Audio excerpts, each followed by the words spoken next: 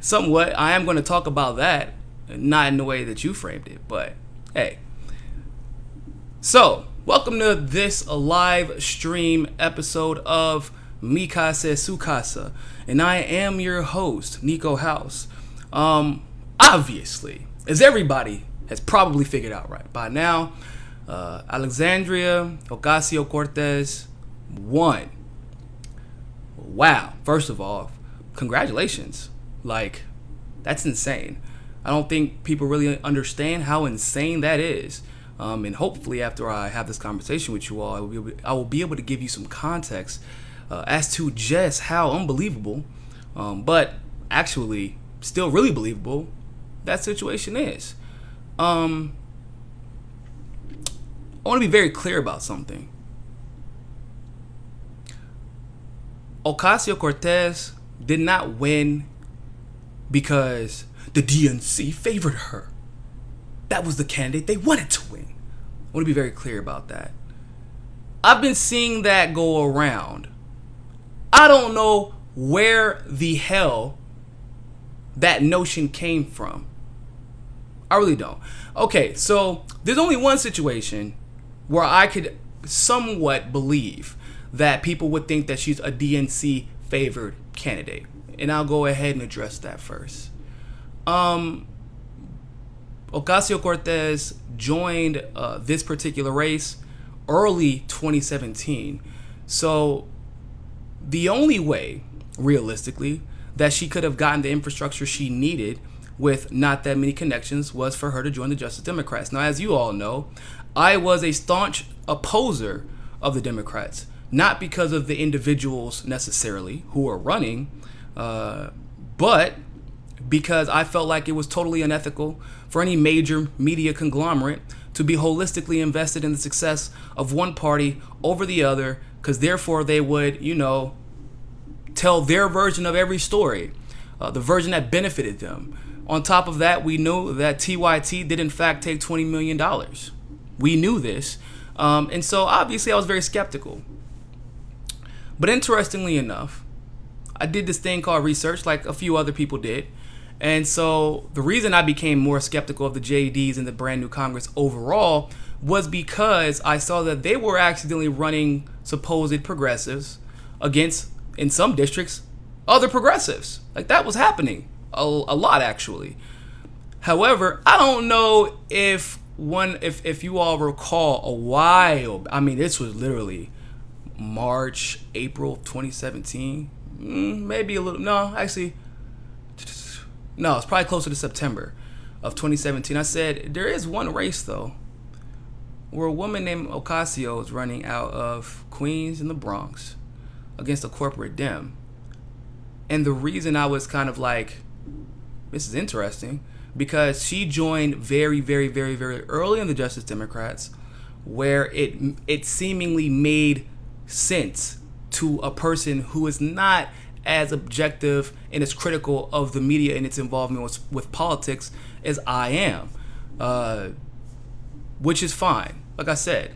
But so we now know, however, you have people like Ro Khanna in the JDs, right? Ro Khanna is not a progressive. I'm sorry. I don't know if people think that. Just because he says some cool progressive things, just because he eventually decides to endorse a progressive candidate, that should let you know, or that doesn't mean that he's a progressive. In fact, that should let you know, like the key word was eventually. He eventually endorsed Ocasio. And he lied about why he didn't endorse her before. He made it seem like he didn't know she existed, but Ocasio actually reached out to him directly, and he denied her flat out. So, there's that. But if that is the reason that someone may believe that, okay, perhaps this is the candidate that they wanted to win, I will tell you two very, very important points that you should probably remember or think about before you just lob these grenades, these accusatory grenades, about whether or not you should trust somebody. Because I'm really, really getting sick and tired of people trying to cloak nihilism in defeatism and this just a disgusting amount of pessimism about everything, trying to cloak it as accountability. I'm very familiar with accountability. I hold pretty much everybody accountable. It's pretty lonely on the accountability team. I'm all about holding people accountable. But there's a certain point where it's the difference between holding people accountable and bitching just to bitch, right? So, one thing, if anybody in the media world, by the way, I'm not saying this is obviously everybody, but there are three different sides of the media that have just been doing a poor job covering this. Very little research covering this. If you know anything about the JDs, because one of the biggest topics of discussion over the last couple of days has been her quote unquote the removal of her anti-war line. Now, on the surface, right, on its face, people would think, oh, she clearly did that because she's pro-war. That must be what that means. She's a DNC troll. So, journalists, instead of doing the, objective, professional inquisitions, like you could DM her, you could email her. She's very, very responsive, by the way. Very, very responsive. They could have done a number of things. People with these platforms could have done a number of things to figure out what happened. Now, obviously, not everybody has insider information and is having these discussions and doing the research that I did about the JDs, because that was my thing. I was immediately suspicious of them, at least the way they were ran. So I'm not going to talk about that first. But I will say that at the very bare minimum, as a professional journalist or as a personality, you could have reached out to her in her DMs. You could have reached out to her on Facebook. You could have emailed her and could have been patient for a response, because obviously she was very busy yesterday. There was a number of ways that people could have handled that situation. But no, instead, people with large platforms decided they would be provocative because, well, simply put, all the people that I saw conducting themselves this way, that's how they got their platforms. They're famous for bitching. They complain and they complain and they complain, they complain, they complain, they complain, they complain. That's what they do. Some of these people call themselves progressives. Others call themselves, I don't know what they call themselves. But they could have reached out to her and asked her the question, because it had a simple answer. But they didn't. They decided they wanted to be provocative and accusatory, saying, oh, what happened to her anti-war platform? She deleted it. Clearly, there must be something going on. Everybody should be immediately suspicious. Bruh. You all could have simply asked her. And she actually responded pretty quickly to this, but everybody missed the response. She said, actually, that is clearly a mistake. Nothing nefarious going on. The site is supporter ran, and I'm going to explain what that means. And I'm going to find out what the problem is. She said this openly on Twitter. But everybody was showing the screenshots of the platform being deleted and not showing how quickly she addressed that response or that question. Now, I'm going to explain what the website is supporter ran means. If you are familiar with how the Justice Democrats and the brand new Congress do business, then you would know that while you're running for office, you essentially have no control over your infrastructure. As in, the website is done by them. The hirings are done by them. Pretty much anything that requires money is managed by them, because in the beginning it is investments by the Justice Democrats that gets your platform off the ground, and it's the investments of the BNC, brand new Congress, that gets their investments off the ground. I'm not saying I don't agree with that at all. I think that's pretty stupid. But that's part of their contract. That's what they have to do. Like I said, Ocasio got in very, very early before the Justice Democrats became the neoliberal fucking clusterfuck that it is right now. It was bad for the most part back then, but now it is just horrendous. Now, with that being said, this is where research comes in, right? Because if you go to the website of Justice Democrats, if you go to the website of Brand New Congress, if you talk to people who worked at Justice Democrats and Brand New Congress, like I took the time to do, like some other people took the time to do, then you would know all this. And you probably wouldn't be as reactionary. And you wouldn't try to be purposely provocative. But then once again, then we have to address the question, well, are they actually trying to get an answer? Or are they trying to throw someone's victory under the bus and minimize it and trivialize it? Because the only narrative these people are comfortable with is the idea that their country or the world is always going to be burning. Because that's what gets them views. They don't know how to be positive. They don't know how to celebrate victory. Because like many people complain about the Green Party, including some of the higher leadership within the Green Party, they're so comfortable with losing because their lives are fucking peachy keen. Their lives are peachy keen. They're complaining from their parents' basement. They're complaining from their own house. They're complaining from their college dorms, their campuses, their studios, their condos. Cortez, or Ocasio-Cortez, I should say, she's one of those people that if you would have simply asked her, she would have told you. But a lot of people didn't ask on purpose. They purposely skated by, trying to be provocative and take advantage of the fact that she had almost instantaneously become one of the most popular politicians in the country. Do y'all really think that was done on purpose? Because there are people claiming this as well, right? There are people claiming that, well, the only reason she could have beaten somebody like Crowley is if the DNC wanted it.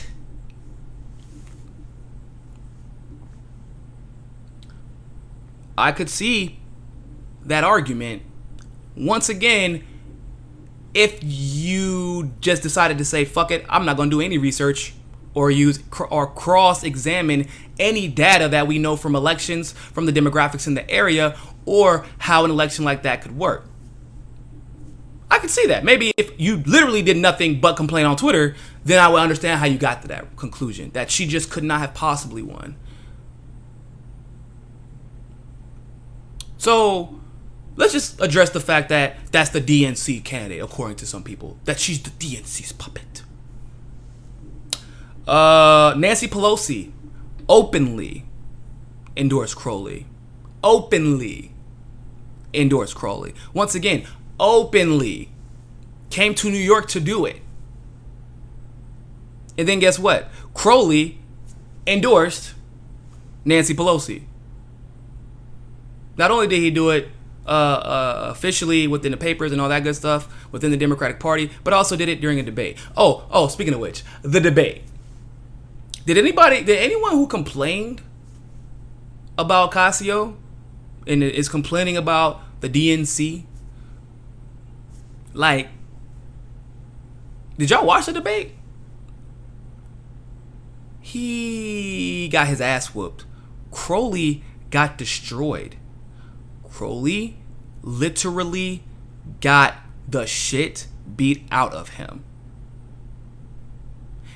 If you think that Ocasio is some, little 20-year-old, 8-year-old girl just living out her dreams, and, she's just going to be nice and play ball. No. Think again. Once again. Crowley didn't want to debate Ocasio. And once again, if anybody did any research, they would know this. Because Crowley even sent a Latina to debate her. Because it just was not looking good for him. Because the time he did it, it was an ass whipping. He had to make up for the fact that that ass whipping was so bad. After he tried to accuse her by invoking the Parkland massacre of being too loose on guns, she instantly called out all the money he takes from gun manufacturers. She called out everything that he had done to Queens and the Bronx to displace poor people. She called out the fact that he was head of the Democratic Party in the area and that this was not fair at all, but she still fought.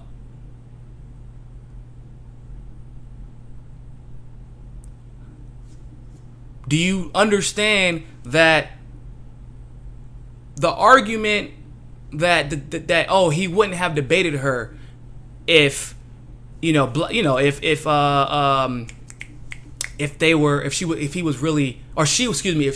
being represented by the DNC? That's not true. And yeah, it would sound true once again if you didn't do any research, but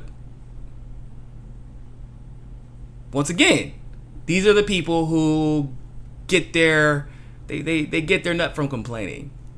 That's what they do.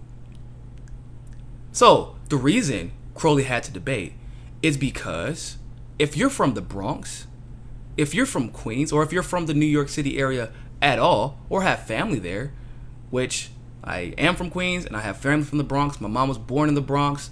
My cousins and my uncle, my family still lives in the Bronx. My whole mother's side of the family that aren't from Barbados, they're from the Bronx. They came to the Bronx when they came from the islands. That's all Puerto Ricans.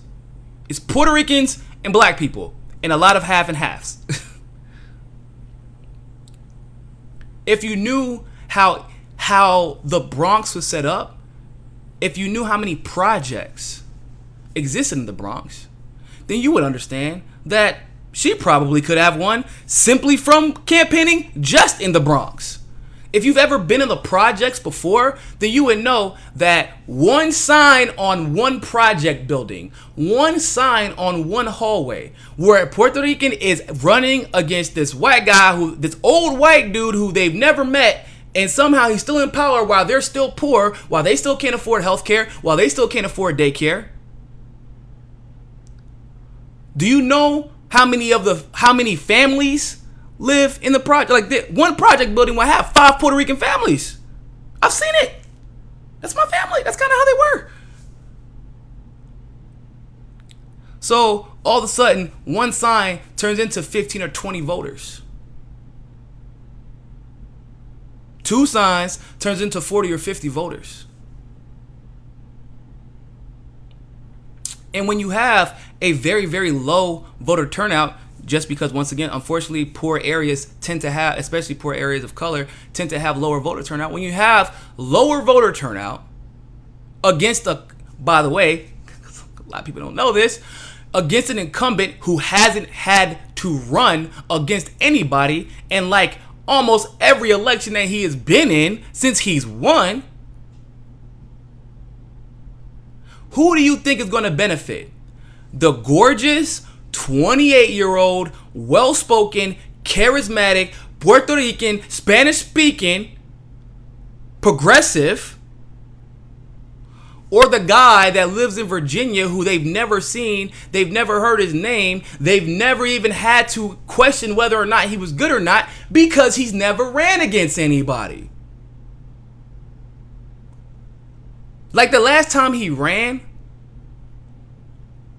I was like 7. No, excuse me. The last time he ran against somebody, what was it, like 15 years ago? Oh, unfortunately, I wasn't 7. I was 14. My apologies. I was 14 years old. Leaving middle school, going into high school. Do you think that Ocasio was probably able to tap into some new voters who had no idea who the hell this guy was, but was anxious to get him out? But more importantly, even more anxious to get someone who looks like them into office, who is speaking to them and their struggles? Probably, maybe, just a little bit. Maybe. Nobody knew who Crowley was. Crowley lives in Virginia. Crowley started performing acts of cheating that involve some of these things being accused of Ocasio, like her placing signs on like trees, which is like $10,000 a sign, trying to bankrupt her campaign.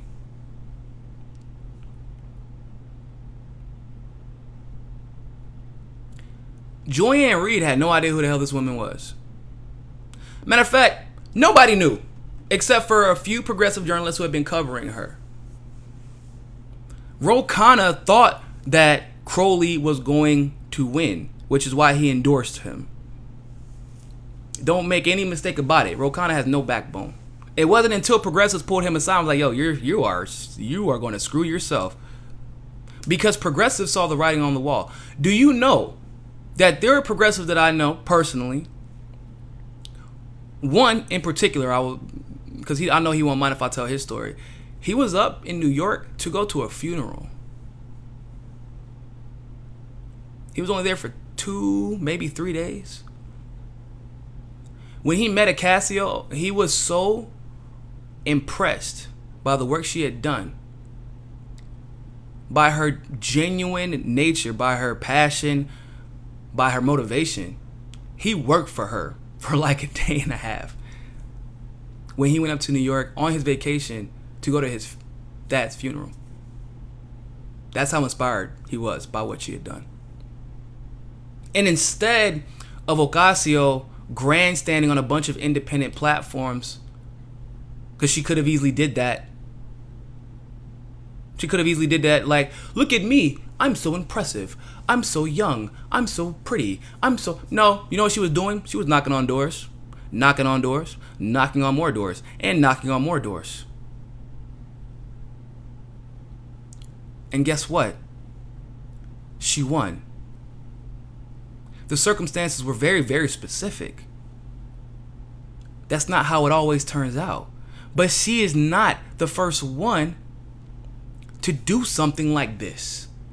And the circumstances oftentimes do have to be very, very specific. But if you think the Democratic Party wanted this, well then just look at what Nancy Pelosi said. She pretty much like, she was not happy. I'm gonna put it like that. No, this doesn't mean the party's moving left at all. What are you talking about?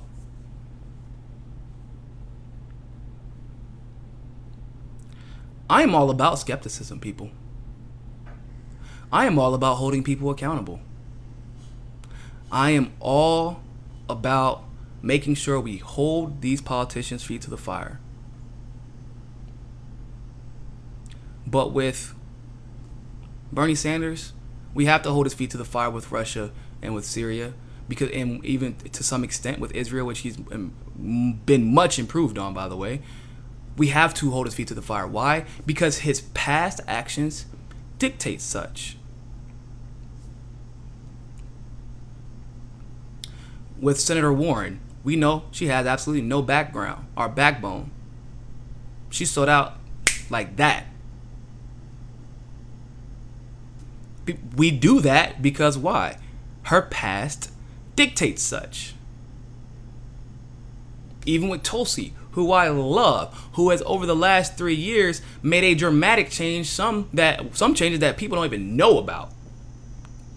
But I personally hold her accountable when it comes to foreign affairs, because I personally know that her past dictates that I have to hold her feet to the fire and make sure that she's flying on the straight and narrow.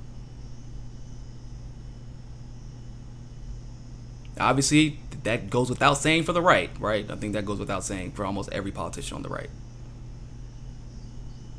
Nina, same thing. I love Nina to death.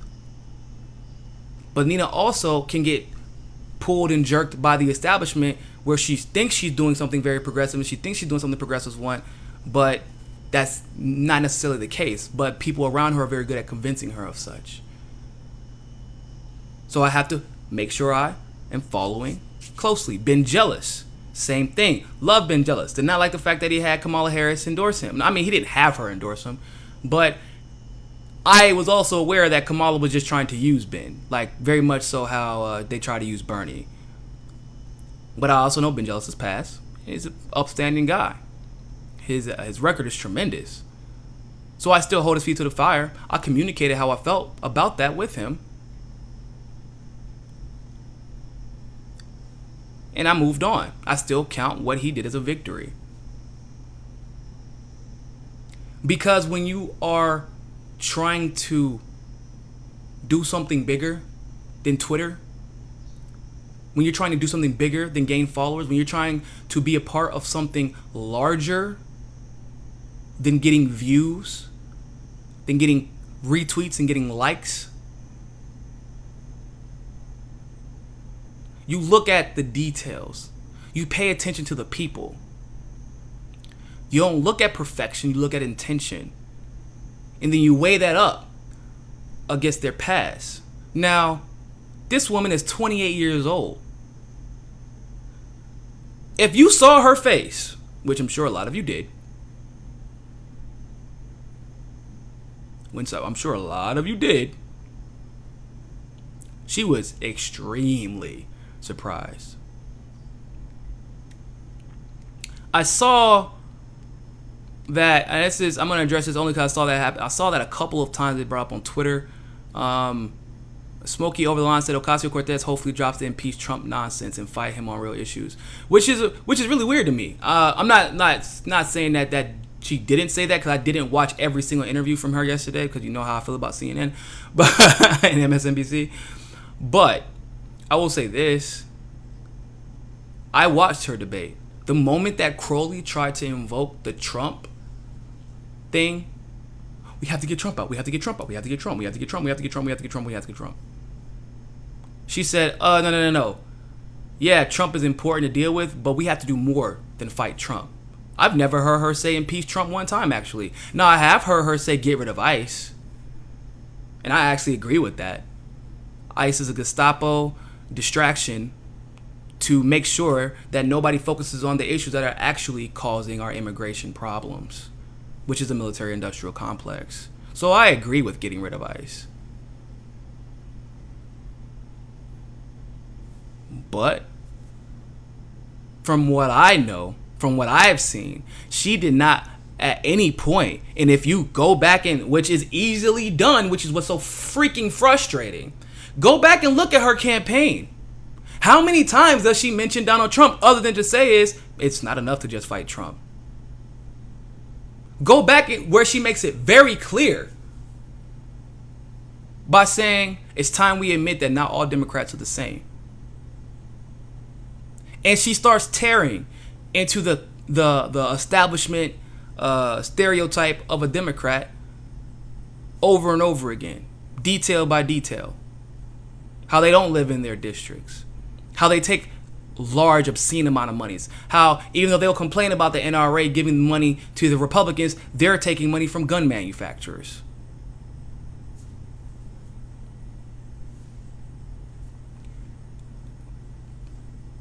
It's not insane to be skeptical given the current political climate.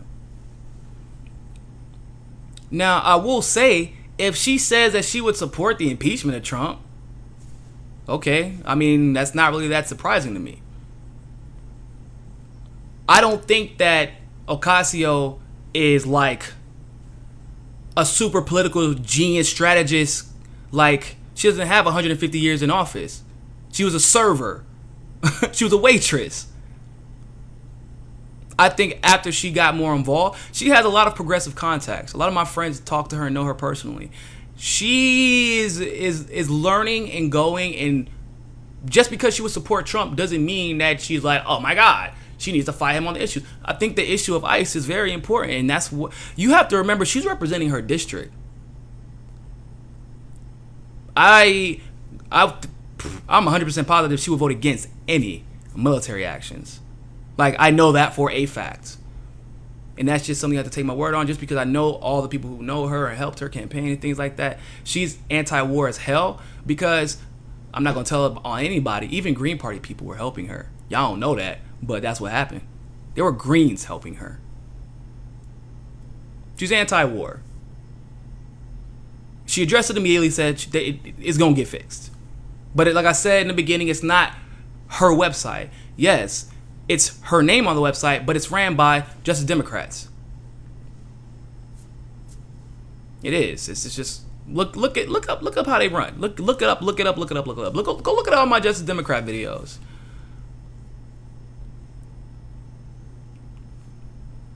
At a certain point, some of y'all really need to look yourselves in a mirror and ask, is this how you're going to treat every victory? Or better yet, why was this like Ben Jealous' election was impressive. This man is about to be the governor of Maryland if he wins. He was the first candidate ever endorsed by Dave Chappelle. And that's because Dave Chappelle said this man was the first guy that he could ever trust as a politician because he's known him for so long and he's seen people change, and he was the only one that he hadn't seen change, no matter how involved in things he got. Nobody's talking about Ben Jealous. Why? Because Ben Jealous, as fantastic as he is, Ocasio looks like a freaking superstar. She looks impressive. She handled herself in such an amazing way. She has a clean record. There's nothing you can pull. There's nothing you can pull up on that woman. She was a waitress from the Bronx. She will be the youngest congresswoman in history if she wins, which she's expected to because it's the Bronx, so they're probably not voting Republican.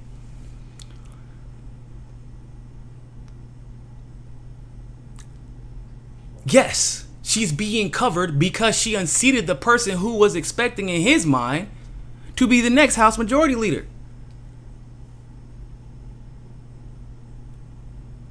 Because he spent all the money. Some reports 10-1, some reports say 18-1. Yes, people are enamored with her. But, of course, the right thinks she's a crazy socialist woman, which is really weird, but whatever. But above anything else, which is what attracted me, it wasn't that she was saying all the right progressive talking points. If you go look at her platform, that platform is for the people who elected her.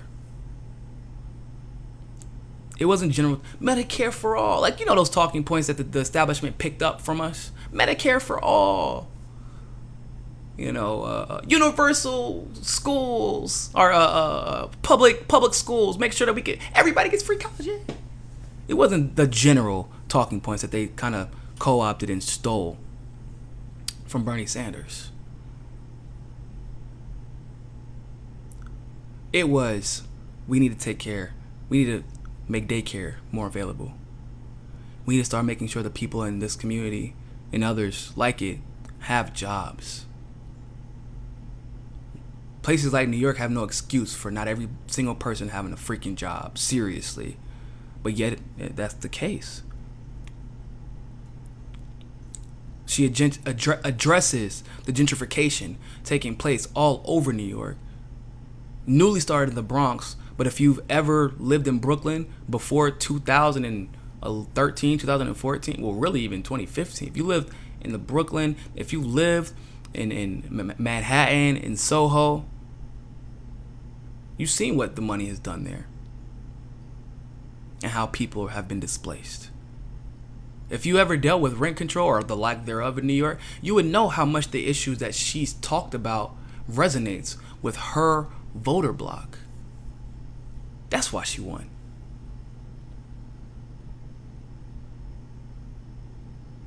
So this isn't you all can't call something a victory and just say, okay, this is actually a victory. But I feel like we need to address this. But like I said, it's one thing if average people are doing this, because there are always people who are just upset about everything. But journalists and personalities with tens of thousands of followers are trying to call her on Twitter instead of doing a respectable thing. Just try reaching out to her and asking her. That probably would have been a simple solution.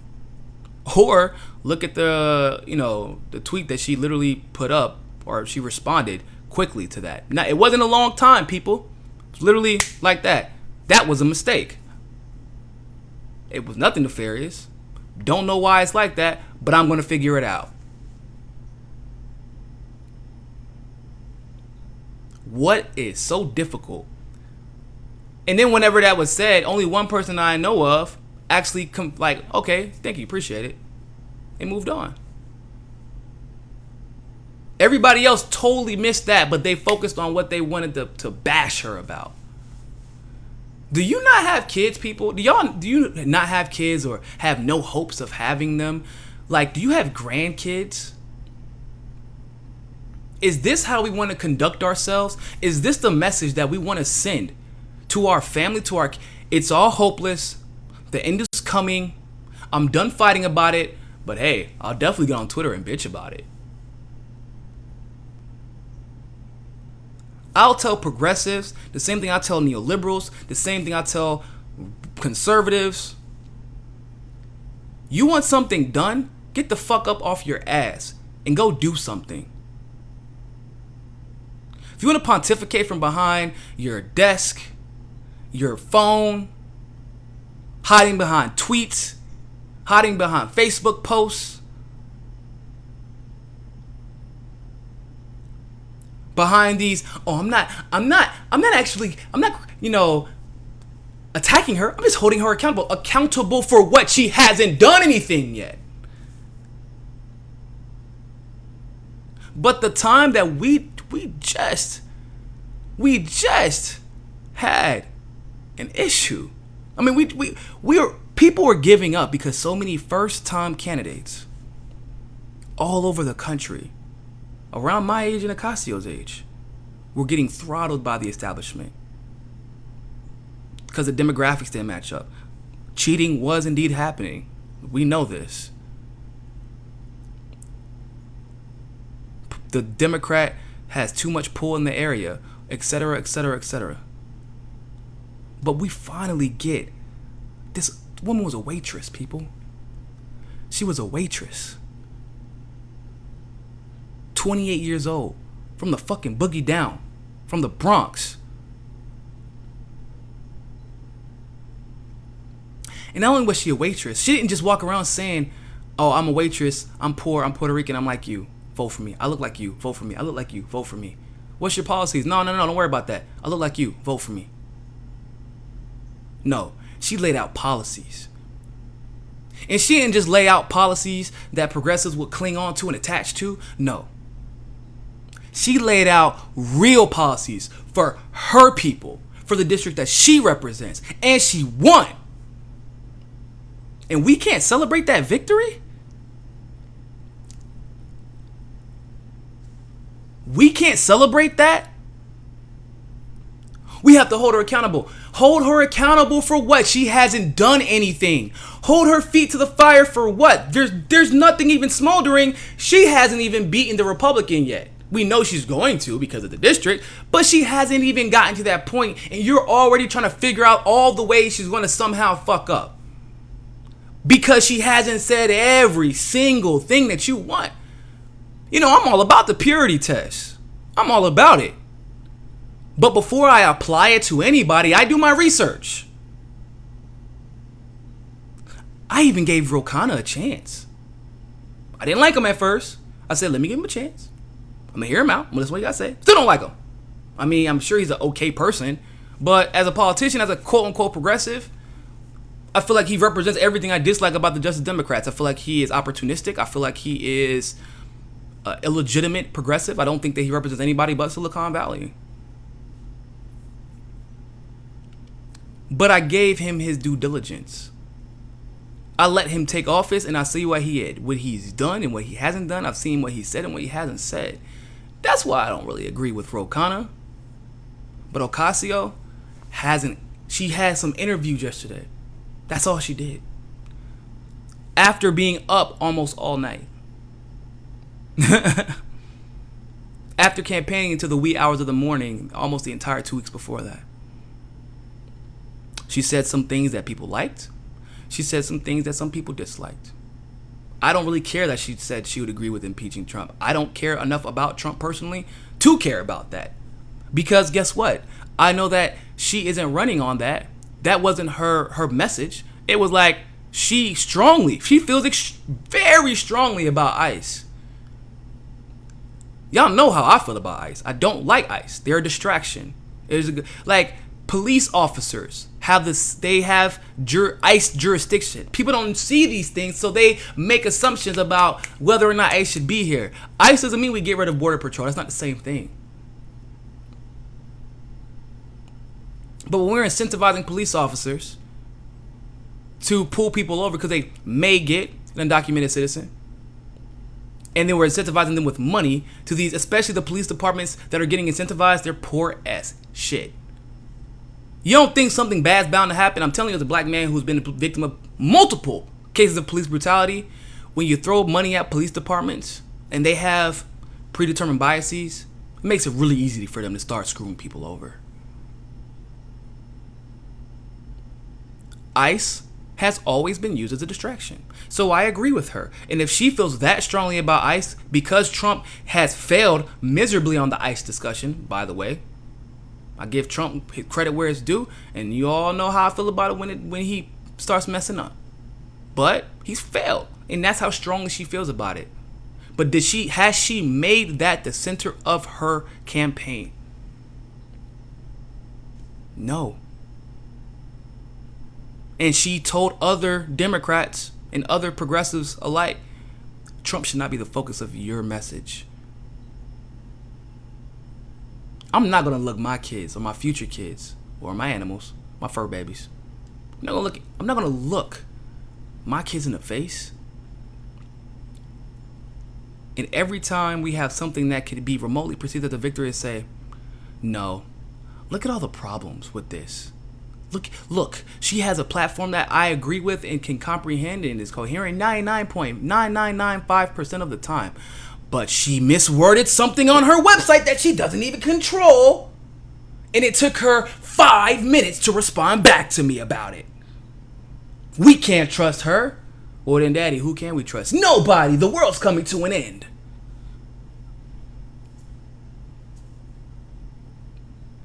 Really? So let's just give up then. Why are we even having these conversations? Why are we paying attention to elections? Why are we campaigning?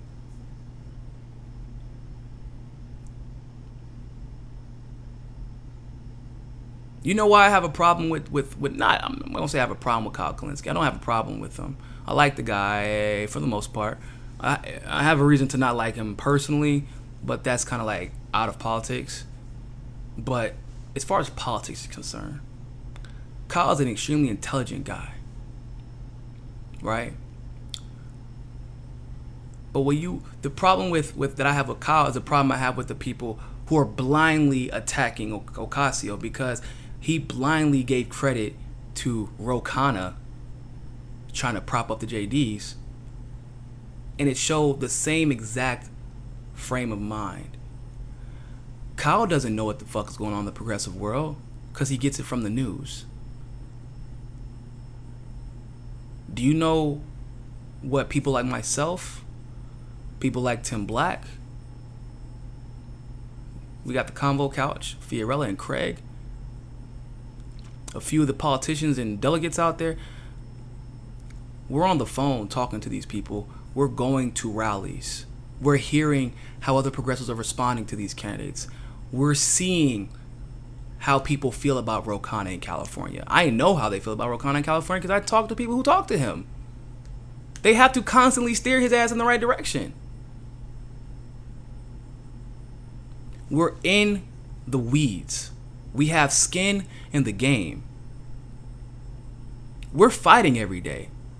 Not all of us are collecting 15 to 20,000 from Patreon, from pontificating from behind the desk, but never actually having any skin in the game. We didn't get in this because it was a cool college project. We didn't get in this because, oh wow, somebody retweeted what I said one time, so let me just go ahead and keep talking like this. Keep being pessimistic. People love that. No. Anybody knows my history, you know exactly how I got in.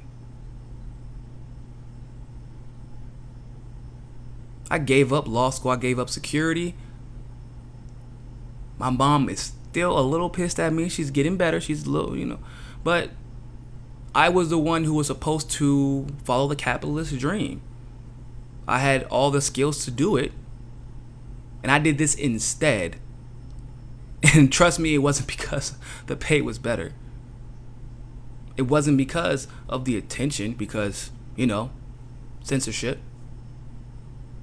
And if you're not Sean King talking about black bodies piling up all the time and capitalizing on the deaths of black men, then they expect you to be Van Jones, who touts and toes the neoliberal line.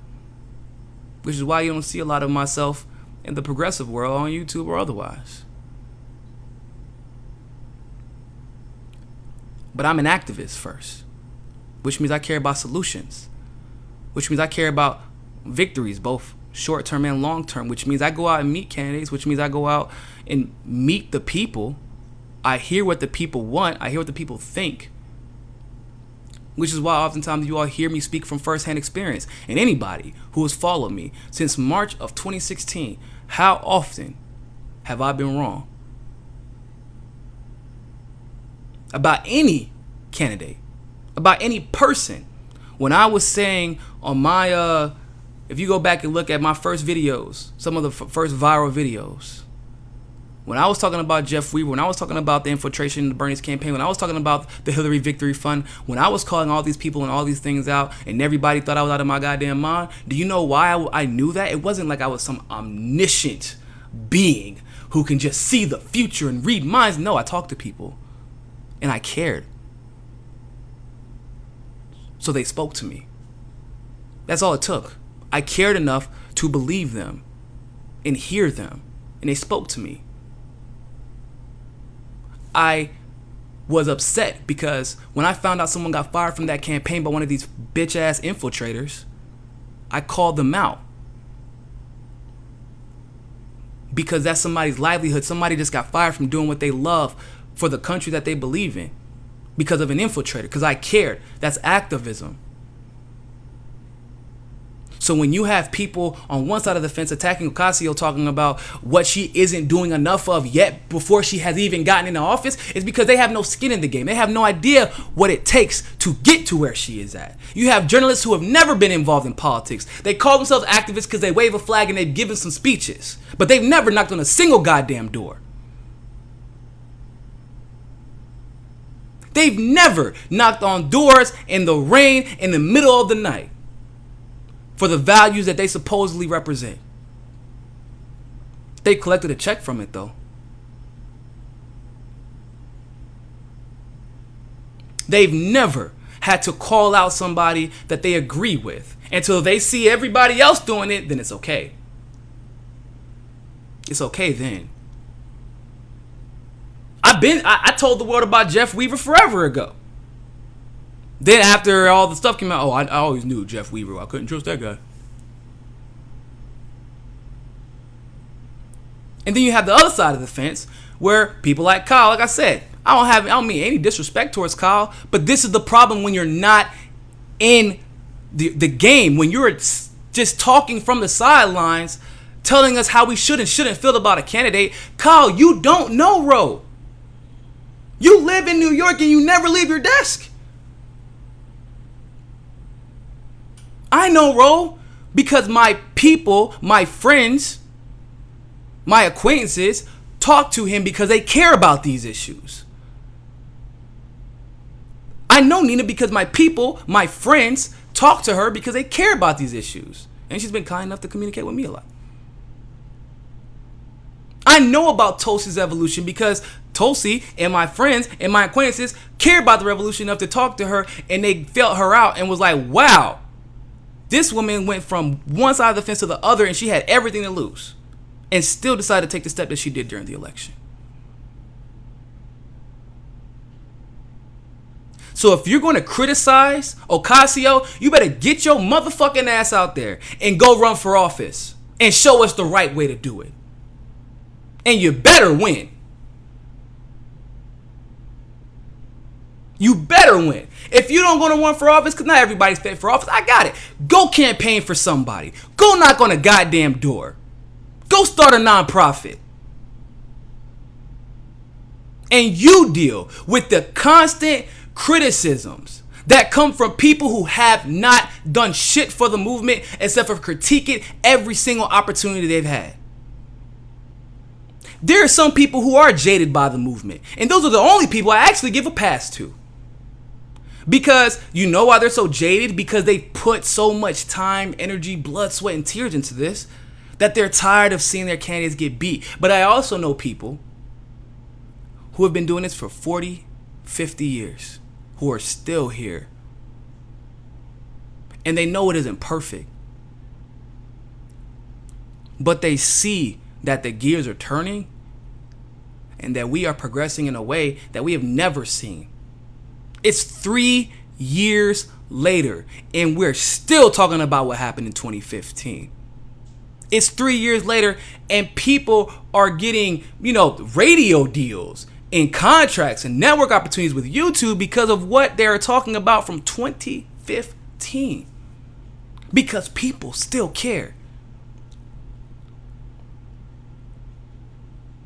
But we have to learn how, as the left, if you will, the right, they do their own thing. But at least they do it in a unified fashion. The left has so many problems with trying to distinguish between their allies and their enemies that they shoot themselves in the foot over and over and over again.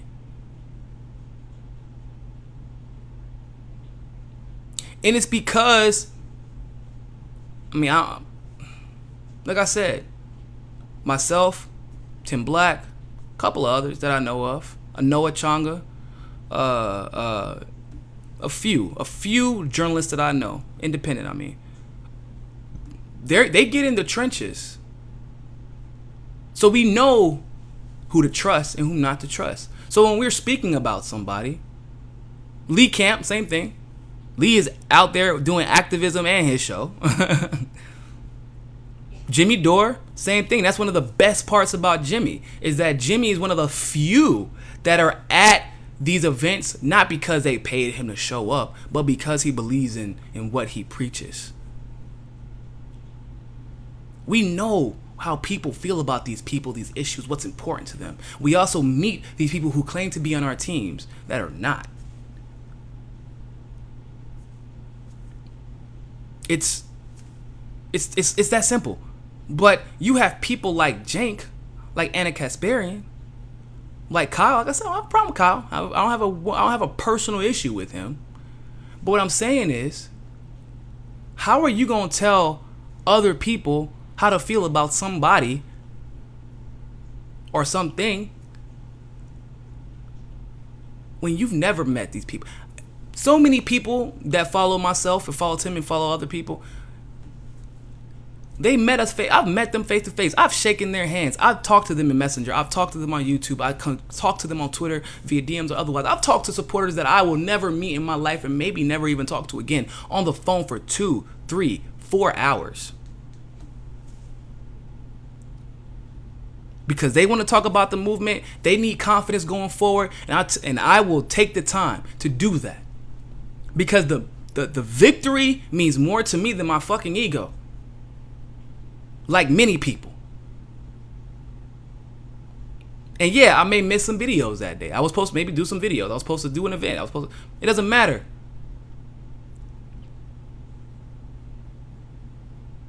So we need to start asking ourselves, do we really want to win?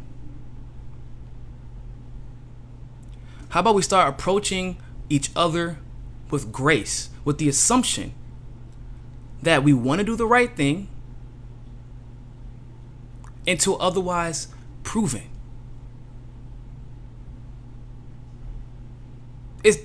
Snake exposes himself in the progressive movement pretty fast. Like snakes, they really come out fast, right?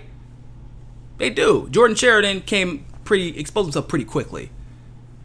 And the other problem is that whenever snakes finally do, expose themselves, they get passes from people.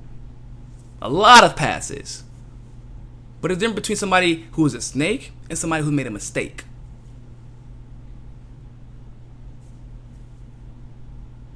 So be careful who you're getting your news from. Be careful whose critiques you are listening to.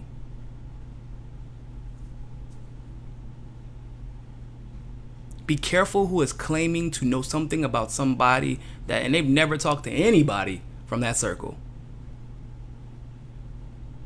There's total speculation. Be careful of the Ro Khannas. Be careful of the Joe Croleys. And appreciate the Ocasios. Because not a lot come.